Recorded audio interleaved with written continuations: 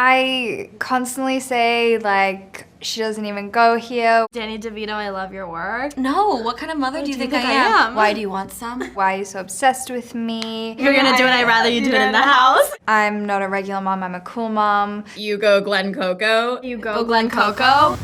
Get in, loser.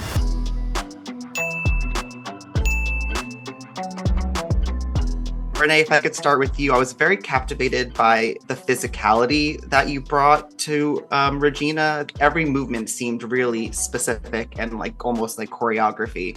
Can you speak to becoming this character again and what that process was like? I mean, I think like, first of all, thanks. Like, I think that's cool to me. I grew up dancing, so like, I think that it just kind of is like inherent to me when you're playing like someone who's like such a bitch, but like is really on it and very cool. You're like essentially just kind of like slinkying your way through life, which is like very sexy and fun. So I don't know. I would say it's that. I'm not quite sure, but I think that it would probably be that to me. Yeah, well, the beginning of the process for me was understanding that I have a blueprint, but I also need to make Damian my own. Daniel did such an iconic job, Gray did such an iconic job on Broadway. So now it was my opportunity to put my little spin on it using the path they led for me. So, that was the biggest part. And then after that was meeting these people, figuring out how Damian worked with their Cadys and their Janices and, their plastics, how they came together. And I think we made something special, yeah.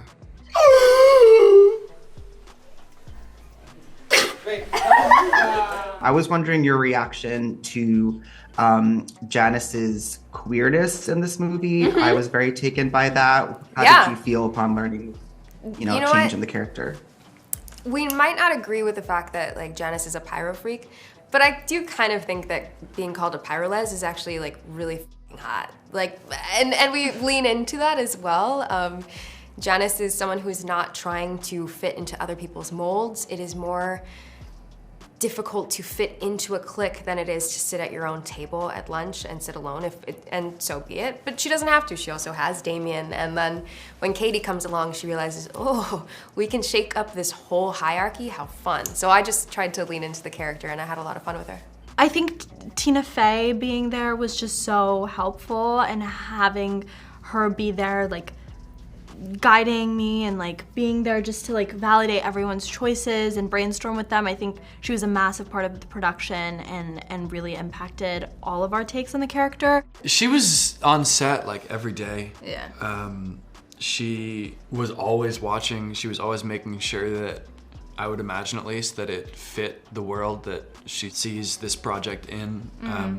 I don't know. I mean, I came in with my own version of Aaron, and there were some times when there would be some notes and we push them in different directions, and sometimes we do like a 12 takes 13 different ways, and we'll see what they used. But so true. So honestly, I haven't met Aaron yet. But I came in with my version, and I like to think that she sort of helped push me in the direction that she wanted him to be in. I don't know, like the way that they deliver some of these lines is like they're just different, or like, oh yeah, and there's some new lines too. So it's like, I don't know, it's hard, like, or just like sounds that they make. It's fun. Yeah, it was so hard to choose takes, honestly, with this cast, because they were all brilliant and different and hilarious. So they all embody the roles in a really personal, fun way, and they have a lot of fun with it.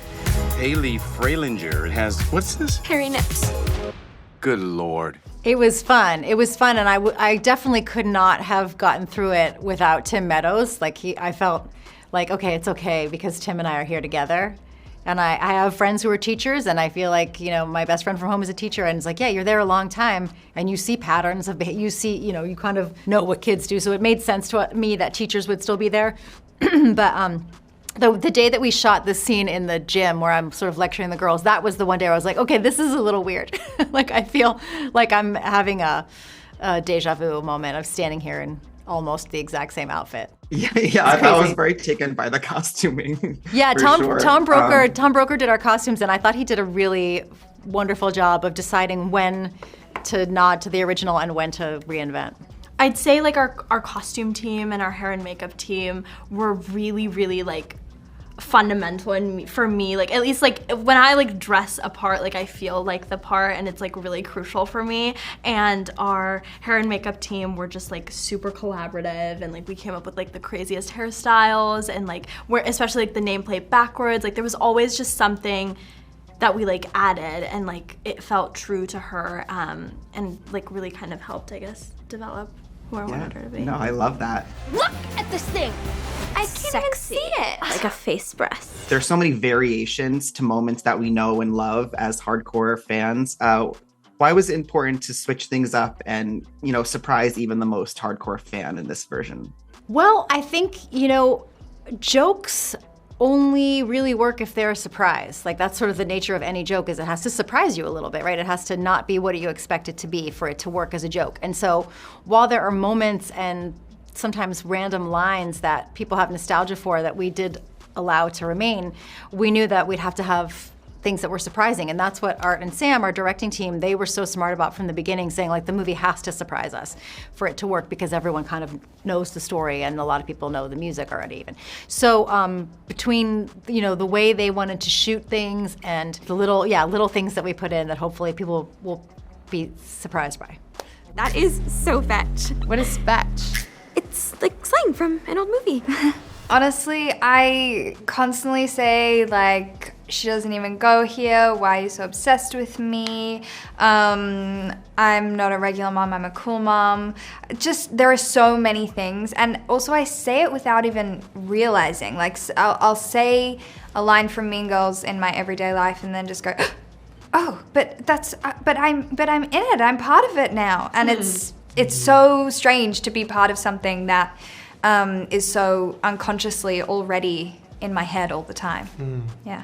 We both of us always say you go Glen Coco, but we'll give you our second favorite. Yeah. Mine is Danny DeVito, I love your work. So iconic. I love that line, sends me into the orbit every single time I hear it. It's so funny. It's so funny. It's so funny. I love when Amy Poehler's going into the bedroom and Lindsay's like, is there alcohol in this or whatever? And she's like, no, what kind of mother do you think I am? Why do you want some? It's so funny. If you're gonna do it, I'd rather you do it in the house. Yeah, it's so good. It's so good. It's so good. I love You Go Glen Coco, and I have to say, when that line came about within the song Revenge Party, What do you want to say? There's so much to say. we were like, who's Glen Coco? Do we show Glen Coco? I remember we were like, I think the only person that can be Glen Coco is Harry Styles. Yeah. And if it's not Harry Styles, then it has to be everybody. They were like, okay, we can't get Harry all Styles. have to be Glen Coco. We're like, hold on. We're Glen Coco. It's like, okay, 20 years later, let's make the audience feel like they are Glen Coco. Just I love that. able to our love for the original. It's like we just tried to make things that made us as fans giggle and feel excited, which hopefully will translate to the audience experience. I was also wondering what the challenge and process was like of combining all of these Mean Girls versions together. What was the process like for you for this movie? Yeah, so to take the original movie to the stage, we had to do a lot of sort of technical stuff of like, a movie is in 3 acts and a play is in 2 acts, and where do people sing, and what can we see on a stage, and what kind of jokes still work when you're in the back of the balcony. So it was very, and you don't have voiceover on stage. So I had to kind of learn all that technical stuff. And then coming back to bringing it back to a movie, then it sort of felt like we could cherry pick the best of both. We can have jokes that play on people's faces. But we can also have people speak right to the camera if we want to. We can sing when we want to, but we don't have to sing all the time. Oh man, I mean, the original is so iconic, and we also loved the Broadway show, of course. So it was this process of, okay, as a huge Mean Girls fan myself, it's like, we had lots of conversations with Tina about what to keep, what to add, what to lose, and how to make my audience happy, you know, the OG fans, but then also bring this to a new generation also through musicality. So I think the way that the Broadway version is constructed with Janis and Damian being these all-knowing narrators and it's told through their mind's eye and their hindsight, I think that's what allowed us to really have fun with this more kind of immersive, experimental way to explore the story that people haven't seen from the original, while also kind of like diving deeper into these characters through music. So it feels new, and it feels like it's a story that's really important for today. Like social media didn't exist back in 2004, and that's a huge aspect of, you know, kids' lives today. So being able to bring Tina's message into now, I think, is just more pertinent than ever. Yeah. I can hear you, by the way. Can you hear me now?